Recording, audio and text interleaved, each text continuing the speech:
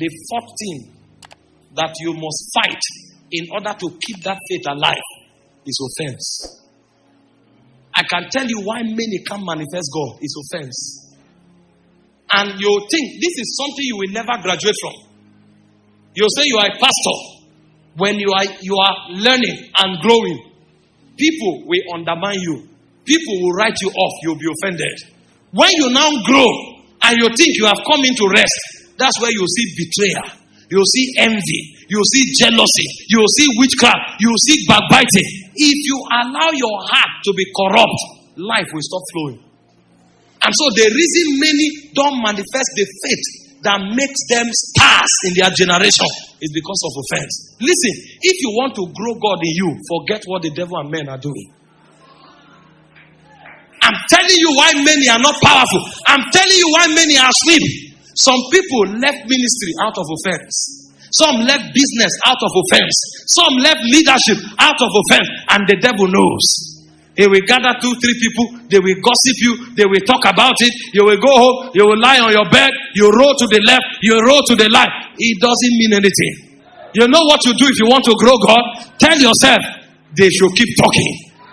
The more they talk, the more I'm charged. The more they talk, the more I'm motivated. Nobody and nothing can get me offended. If you think you get me offended out of this ministry, you are a joker. Keep talking and watch me make impact. They go and stand up. They say, look at you, you are proud. Look at you, you are ambitious. Look at you, you are arrogant. Keep talking. Because you want to talk, I'll give you many things to talk about. And so when you talk, sometimes I will deliberately come and give you another assignment. What you don't know is that while you are yet talking, those you are talking about are going forward.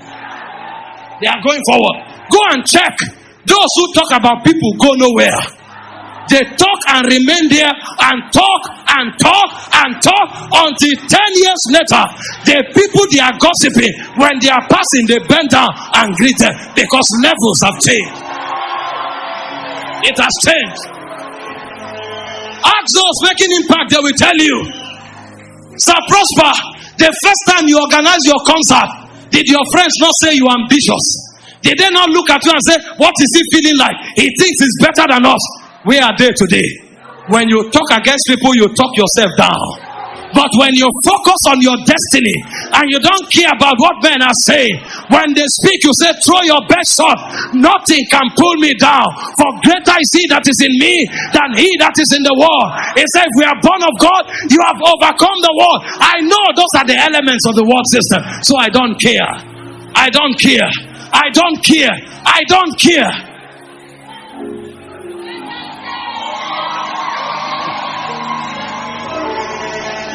Let me tell you, anybody who means you well of you will call you in love and advise you. Anybody who chooses to go talk behind you, he just wasted his time. The more he talks, the more you make impact. The more you talk, the more they make impact. And a point will come, God will allow them to be alive to see what he will do with your life, to humble them.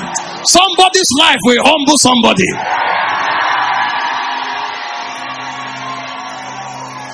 Never allow offense come. If you want this your faith to work, when people talk against you, go back to the place of prayer. If you are hot, don't keep quiet. If it hurts you, go back to the place of prayer and begin to pray in tongues.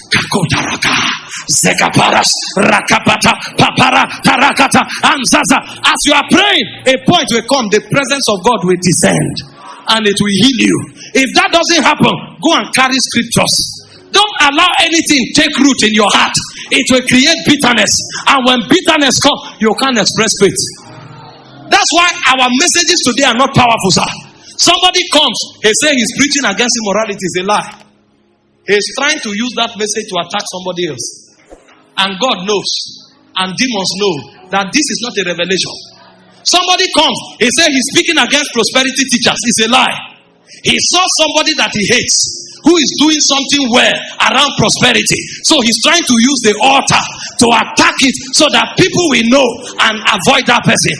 And God knows it's a lie. Somebody rises up. He says he's talking against false apostles. It's a lie. He's trying to attack an apostle. He doesn't know how to call his name. So he comes to the altar, generalize apostles. And when he's talking, you will know who he's talking to. And at the end of the day, it's not a revelation. And so when demons see, they know we are jokers. That's why we are not powerful. We talk, nothing happens. In the days of the fathers that were pure at heart, when they talk, princes fall. How can you talk against immorality and it's not affected? How can you talk against false teachers and it's not affected? How can you talk against false doctrine and it's not affected? How can you talk against false ministry and it's not affected? Because it's not from the place of love. It's from the place of offense and bitterness. And if we allow that, we will corrupt our altar. We will sabotage our ranking in the spirit. And the day we come, we will lose the authority to address a generation. When somebody offends you, meet him and iron it out. And when you are done iron it out, come to the altar with a pure heart and preach what the Holy Ghost puts in your spirit. I'm telling you why a generation is asleep. Why we are preaching and shouting, but nothing is happening. It's from the place of offense. It's from the place of bitterness. And so if we want to arise, we must leave offense behind. If we cannot leave offense behind, we can never rise. Look at the music ministry today. One person organizes a concert. Another person wants to organize a concert to show that is bigger. And it's not about glorifying God anymore. It's about creating a show. Offense, bitterness, insecurity, competition, envy. We can't rise like that. We will remain in the place of slumber. Jesus said, don't let yourself be offended.